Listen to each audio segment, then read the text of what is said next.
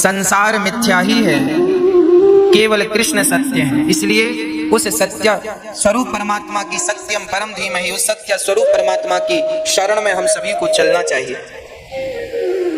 भगवान चित स्वरूप है, अर्थात प्रकाश स्वरूप है। ईश्वर का प्रकाश ही है, इसलिए हम देख रहे हैं। हमारे भीतर जो देखने की शक्ति है, उस शक्ति के रूप में परमात्मा ही तो बैठा है। वो शक्ति चली जाए तो आंखें तो होंगी पर दिखेगा कुछ नहीं, शक्ति नहीं है ना। किसी को पैरालाइसिस हो जाता है, हाथ नहीं हिलता, हाथ तो है पर हिलता नहीं है, मतलब उसके अंदर में जो शरीर को हिलाने डुलाने की शक्ति थी, वो शक्ति उस अंग की निकल कर चली गई। शक्ति गई तो हाथ तो है पर तुम्हारा है भैया, उठा लो, तुम अपने बल से उठा सको तो तुम अपना हाथ भी नहीं उठा सकते। इसलिए केवल भगवान में अपना समर्पण कर दो, इसी से हम जीव मात्र की भलाई है। किस बात का हम घमंड करें, किस बात का अहंकार करें? साहब, श्वास भी तो हमारे अधीन नहीं है ना। भगवान सबके भीतर प्रकाश के रूप में बैठे हैं। आप जो देख रहे हैं वो ईश्वर ही है। इसलिए सबको भगवान जानकर सेवा करने लग जाओ। यदि आप सबको भगवान जानकर सेवा करेंगे तो आपका भी कल्याण हो जाएगा। आप सबकी सेवा करो। एक किसान था, एक दिन उसके द्वार पर कोई संत आए, कहा भैया जा रहे हैं तीर्थ यात्रा पर, पैदल हूं, हर गांव में भिक्षा मांग कर खा लेता हूं, सो भैया आज की रात यहीं गुजारनी है तो तुम्हारे द्वार पर ही आज हम विश्राम करेंगे, तो भोजन की व्यवस्था करो।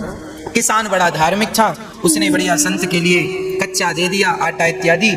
संत ने कच्चा ही मांगा, कहा लो। संत ने बना करके उसे भोग लगाकर किसान को प्रसाद देकर ग्रहण कर लिया। संत ने सोचा कि इसका अन्न खाए है, कुछ इसकी सदगति। देखो संत के पास क्या है देने के लिए? संत के पास देने के लिए एक ही चीज है, बोले ईश्वर तक पहुंचने का उपाय, ईश्वर तक पहुंचने का रास्ता संतों को पता है, सो वही रास्ता सबको बताते रहते हैं। किसी की समझ में आता है तो उस रास्ते पर चल के वो ईश्वर तक पहुंच जाते हैं, किसी की समझ में नहीं आता सो नहीं पहुंच पाते। संत ने कहा किसान से, भैया तुम रोज 1 घंटा कीर्तन किया करो। किसान ने कहा सरकार ये काम नहीं हो सकता, मैं किसान हूँ और बहुत काम रहता है, पत्नी बच्चों में किसानी में समय बिल्कुल नहीं मिलता कि मैं 1 घंटा कीर्तन करूँ। तो संत ने कहा कोई बात नहीं, तुम 1 घंटा कीर्तन नहीं कर सकती तो पास में कोई मंदिर हो तो नियम बनाओ और नियम से एक बार ठाकुर जी का दर्शन करने मंदिर जाया करो। किसान बोला सरकार हम ये भी नहीं कर सकते, मंदिर थोड़ा 100-200 कदम पे दूर है, कई बार समय नहीं मिलता, भागना पड़ता है खेत की तरफ। अब संत बड़े चक्कर में पड़े, से क्या उपाय बताऊं? तो संत ने उसी से पूछा अच्छा ये बताओ तुम क्या कर सकते? जो भी करना नियम से करना, वो नियम तोड़ना मत। यदि तुम इस नियम से चलोगे तो तुम्हारी भी नैया पार हो जाएगी। तो किसान बोला मेरे बगल में घर के बाजू में एक कुम्हार रहता है, घड़ा बनाता है, आप कहो तो मैं उसका रोज दर्शन कर लिया करूंगा, ये नियम हो सकता? संत ने कहा ठीक है, तुम उस कुम्हार का दर्शन किया करो, नियम बनाओ कि कुम्हार का दर्शन किए बिना तुम भोजन नहीं करोगे, नियम बनाओ। और कुम्हार को इस भाव से देखोगे कि ये भगवान है, और देखकर राम राम जरूर कर लेना, भैया राम राम, और ठाकुर जी का दर्शन कर लेना, उनमें वो ईश्वर है ये सोचकर। भले तुम्हें शुरू में ऐसा लगेगा ये कुम्हार है, ये कुम्हार है, पर धीरे धीरे उसे कुम्हार ना कहकर उसे भगवान जानकर उसको दूर से प्रणाम कर लेना और देखे बिना ये नियम बनाओ कि भोजन नहीं करोगे। किसान बोला ये ठीक है, ये मेरे बगल में है, मैं रोज देख लिया करूंगा, कोई ज्यादा वक्त नहीं लगेगा। संत चले गए। अब वो किसान रोज कुम्हार को देखता और भोजन करता। पत्नी बोलती भोजन तैयार है, बोले अभी आता हूं देखकर। कुम्हार को जाकर देख लेता और भोजन करने बैठ जाता, फिर अपने काम करता। रोज का नियम था उसका। एक दिन उसने कुम्हार को देखा, सो कुम्हार नहीं था। तो कुम्हार की पत्नी से किसान ने कहा क्यों जी तुम्हारे पति कहाँ हैं, कुम्हार भाई कहाँ हैं? बोले वो तो आज मिट्टी खोदने गए हैं। अच्छा किसान मिट्टी खोदने गया। पत्नी बोली किसान की आओ भोजन ठंडा हो रहा है, भोजन कर लो। किसान बोला वो कुम्हार से मैंने आज राम राम नहीं की, भोजन नहीं कर सकता, अभी आता हूँ। तो कुम्हारिन से पूछा वो किस तरफ गया है? बोले फलाने खेत में मिट्टी खोदने गए हैं। तो वो किसान दौड़ा। अच्छा कुम्हार मिट्टी खोद रहा था, तभी अचानक उसको खुदाई करते करते एक सोने का घड़ा मिला, उसमें ढेर सारे सोने के सिक्के भरे थे। अब कुम्हार को सोने का घड़ा मिल गया। अब उसने देखा कि हमें किसी ने देखा तो नहीं। तब तक दौड़ा दौड़ा किसान आ रहा था, और जैसे ही किसान आया तो कुम्हार को देख लिया, और कुम्हार को देखकर किसान वापस आने लगा। राम राम भैया। कुम्हार को किसान भगवान के रूप में देखता था और राम राम रोज करता था, राम राम। वो किसान जाने लगा। अच्छा, कुम्हार को क्या लगा कि इसने देख लिया, तो कुम्हार ने आवाज लगाया, भैया रुको। तो किसान ने कहा, ना रुकने की जरूरत नहीं है, हमने तो देख लिया। किसान तो ये कह रहा था कि हमने तुम्हें देख लिया, पर कुम्हार को लगा इसने सोने का घड़ा देख लिया। तो फिर आवाज लगाई कुम्हार ने, सुनो देख लिया है सो किसी से कहना मत, आधा तुम रख लो आधा हम रख लेते हैं। तो किसान रुका, बोले किसकी बात कर रहा है। किसान गया और जाकर देखा तो दोनों देख के दंग रह गए। ढेर सारा धन उन्हें जमीन के भीतर गड़ा हुआ मिल गया।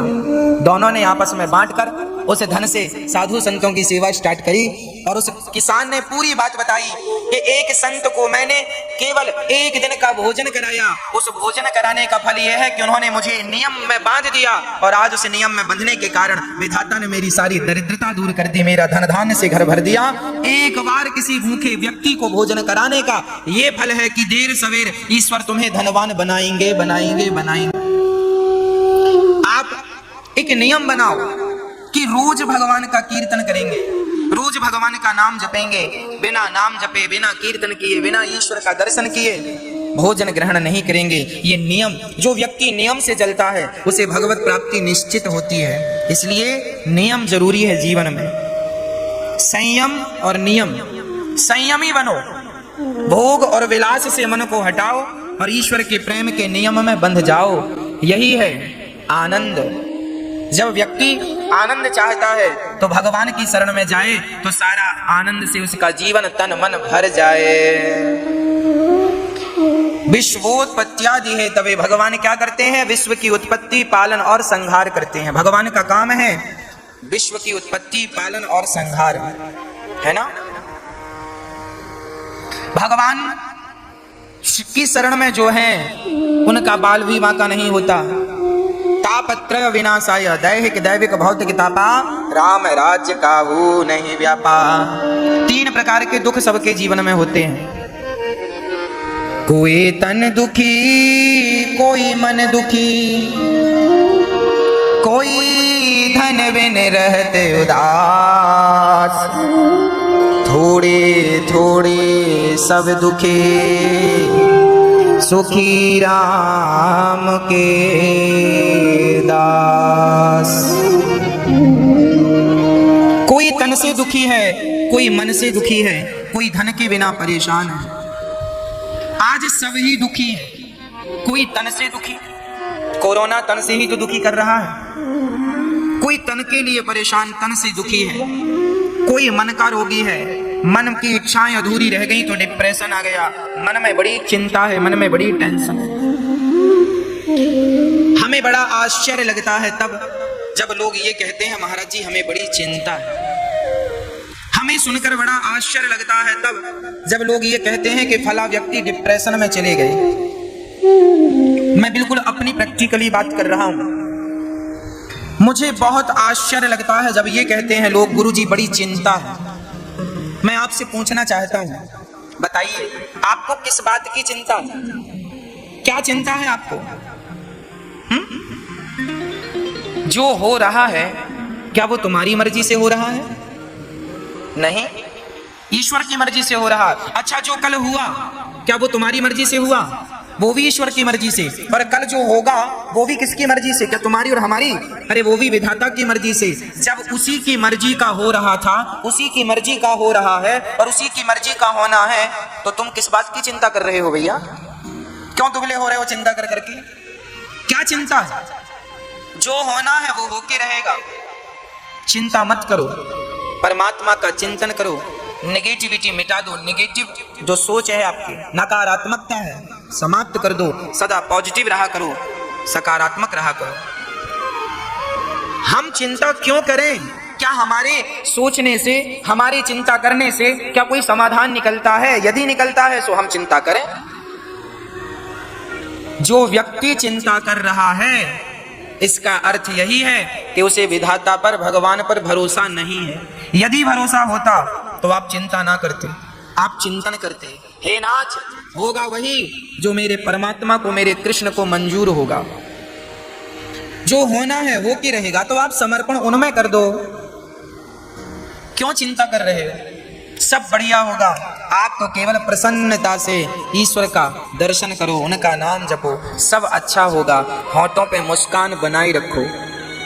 मैं आपसे निवेदन करूं, एक संकल्प हम सबको लेना चाहिए, सदा प्रसन्न रहने का संकल्प लेना चाहिए। सदा प्रसन्न रहो, सच्चिदानंद रूप आया। ईश्वर आनंद के स्वरूप है।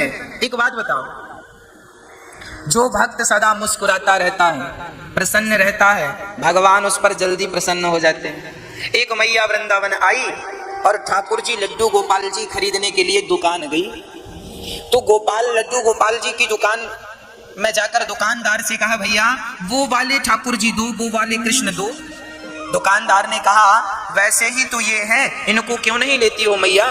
तो मैया ने कहा, भैया वो वाले गोपाल जी के ना स्माइल ज्यादा है, वो ज्यादा मुस्कुरा रहे हैं, तो हमें वो अच्छे लग रहे हैं। आप भी मूर्तियां खरीदते हैं, आप भी जब गोपाल जी खरीदते हैं ना, तो एक बार उनकी मुस्कान पे जरूर नजर डालते हैं। जिन ठाकुर जी की मुस्कान ज्यादा होगी आप उन्हें ही पसंद करते हैं। जब भक्त को भगवान मुस्कुराता हुआ अच्छा लगता है, तो भगवान भी कहते हैं कि मुझे भी मुस्कुराता हुआ भक्त बहुत अच्छा लगता है। जो सदा मुस्कुराता है वो ईश्वर की हर हाल में पूजा ही करता है। इसलिए डिप्रेशन, चिंता छोड़कर ईश्वर के भरोसे रहकर सदा मुस्कुराइए, सदा प्रसन्न रहिए, सदा आनंद में रहिए। ये वक्त भी गुजर जाएगा, ये दुख का वक्त भी गुजर जाएगा। बस ईश्वर का चिंतन और होठों पे सदा मुस्कान बनी रहे। सदा मुस्कुराते रहा करो, सदा हंसते रहा करो। ये हंसने मुस्कुराने का मौका अभी मिला है, हंस लो, मुस्कुरा लो।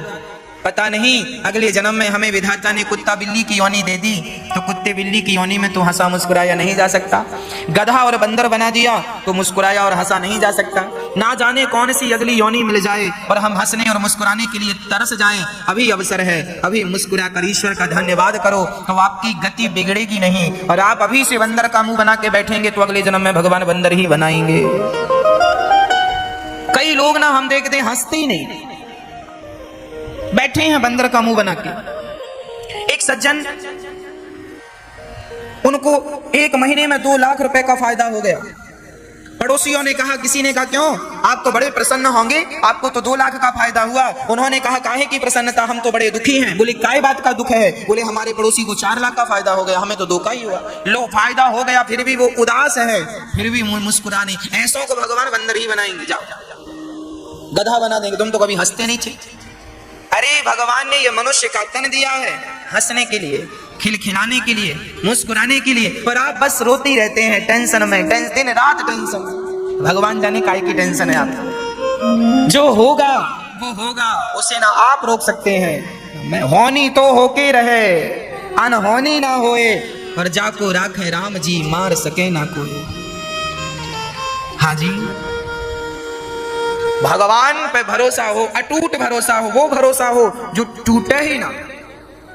हम संसार के लोगों को देखते हैं, भरोसा वो बनाते हैं, थोड़ी सी मुसीबत आई तो भरोसा तोड़ देते हैं। थोड़ा सा संकट आया, संसार का व्यक्ति थोड़ा सा भी संकट बर्दाश्त नहीं कर पाता।